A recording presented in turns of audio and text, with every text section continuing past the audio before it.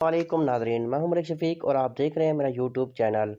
پاکستان تحریک انصاف نے عوام کا مسترد شدہ مینڈیٹ چوروں کو جمع کر کے ملک میں پی ڈی ایم 2 کا تماشا رچانے کی کوششوں کو یکسر مسترد کر دیا ہے۔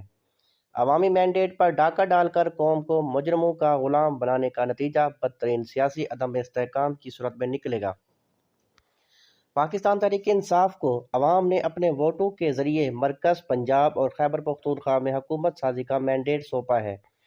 عمران خان کی ناحق قید، انتخابی نشان چھین لیے جانے اور انتخابی مہم چلانے کی اجازت نہ دیے جانے کے باوجود عوام نے تحریک انصاف کو 180 نشستوں کی واضح اکثریت سونپی ہے۔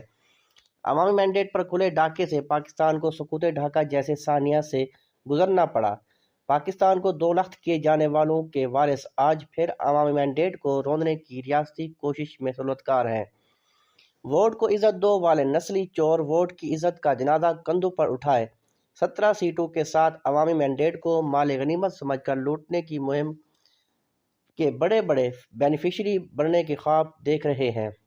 رنجیت یہ سازش کے مکروہ کرداروں کو تاریخ کے بددیانت ترین چیف الیکشن کمشنر کی تائید حاصل ہے۔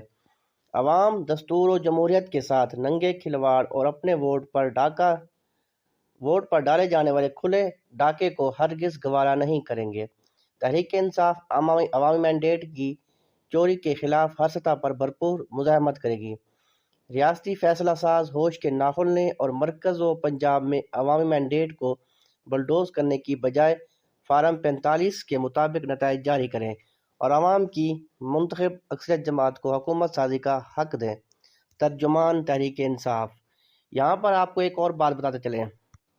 بات شروع یہاں سے ہوئی کہ مریم نواز شریف کو وزیر اعظم بنوانا چاہتی تھی اور بات ختم اس پر ہوئی کہ نواز شریف نے مریم نواز کو وزیر اعلیٰ بنوا دیا، اور بات شروع یہاں سے ہوئی کہ آصف زرداری بلاول بھٹو کو وزیر اعظم بنوانا چاہتے تھے، اور بات ختم اس پر ہوئی کہ بلاول بھٹو نے آصف زرداری کو صدر بنوا دیا۔